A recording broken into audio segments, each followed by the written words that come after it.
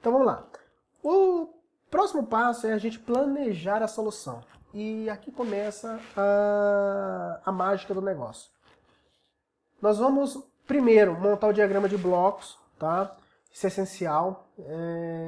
É uma ação extremamente profissional, tá? Que é montar o diagrama de blocos.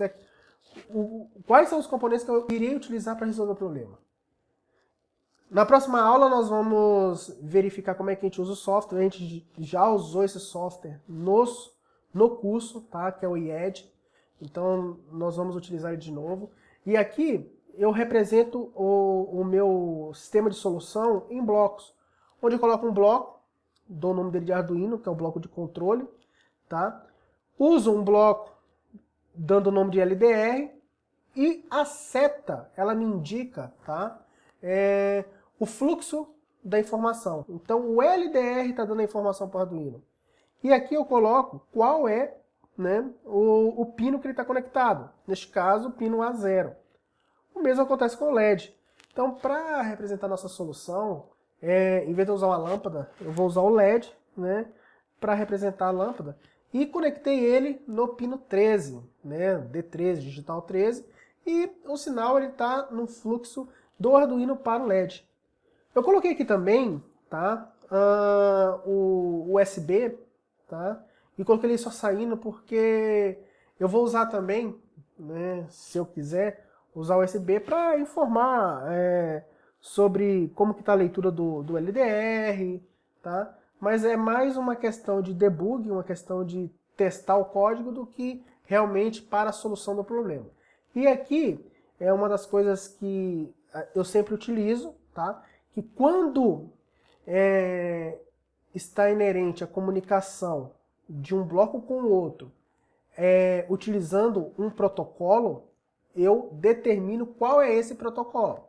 Então ele está no sentido Arduino PC e utiliza o protocolo USART, tá? É um protocolo de comunicação da serial, onde é feita essa comunicação do Arduino com o PC. Montado o diagrama de blocos, o próximo passo é o esquemático do hardware, né? Então, como a gente já tinha feito em aulas anteriores o mapeamento, tá, do LDR, até para quem não viu as aulas e está vendo esse vídeo só agora, tá? Aqui, o que é feito?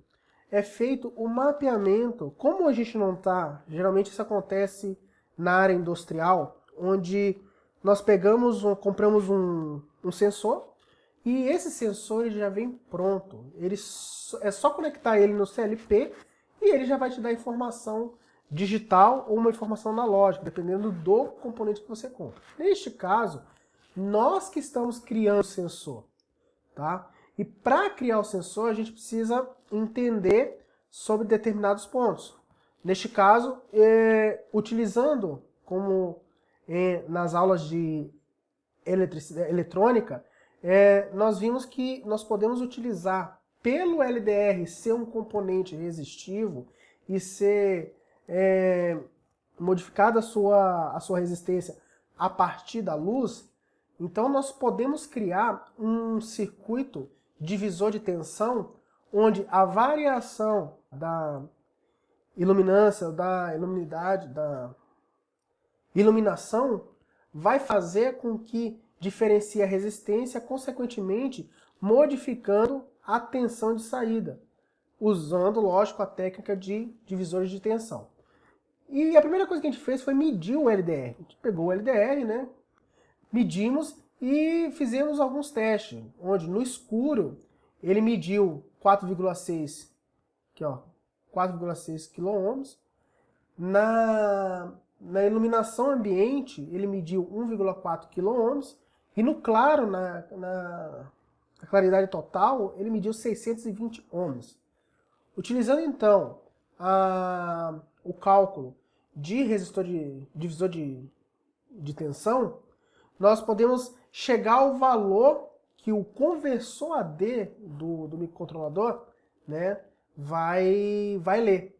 Na verdade, Primeiro nós fazemos o cálculo de qual que é a tensão de saída, né? Para depois fazer o cálculo do conversor AD.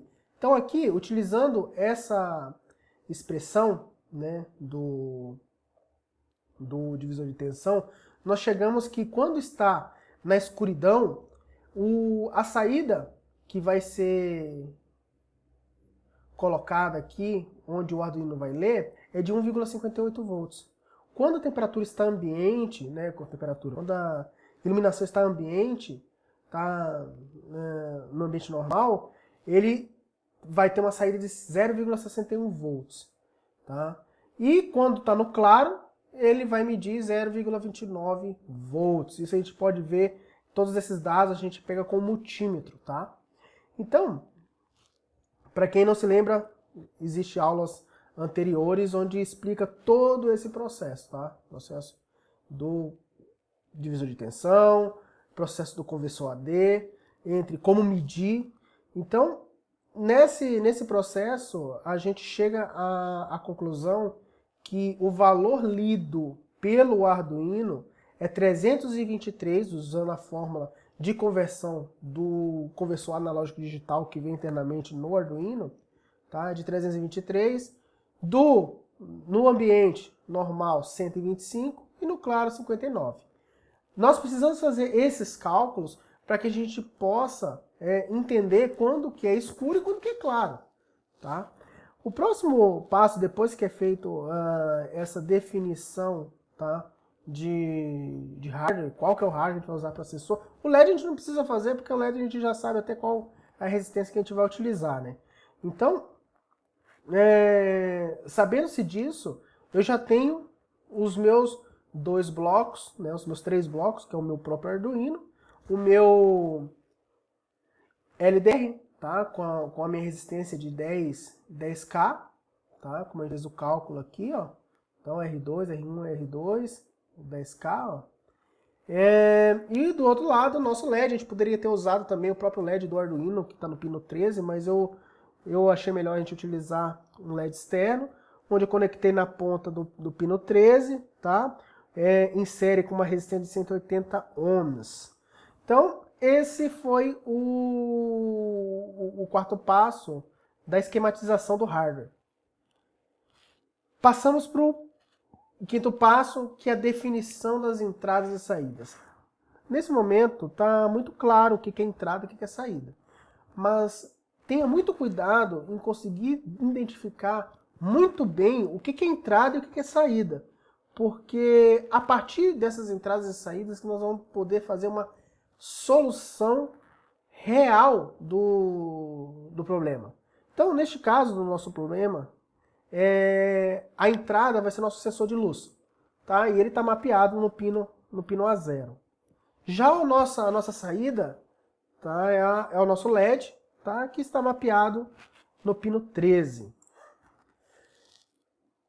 Esse ponto é o ponto onde nós realmente resolvemos o problema, que é a elaboração da máquina de estados. É aqui que as coisas realmente tomam forma, tomam corpo, tomam solução. Né?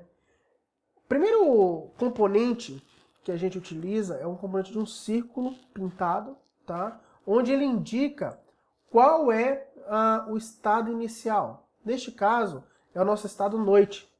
Então, eu determinei que o meu primeiro estado é o estado noite e ele inicia com a lâmpada ligada. Então, ele liga a lâmpada. O próximo estado, né, ele vai acontecer quando houver o evento de acionamento, tá, do sensor de luz. Isso quer dizer o seguinte, quando o sensor de luz estiver sendo incidido a luz nele, ele vai estar acionado. Consequentemente, vai estar dia, então eu vou para o estado dia e desligo a lâmpada. Caso o sensor seja desacionado, ele volta para o estado noite, tá? Onde ele vai ligar a lâmpada. Então, aqui a gente pode ver os 3 componentes que fazem parte da máquina de estado, tá? Que é o estado, né? Que eu dei o nome de noite e dia, é a minha saída.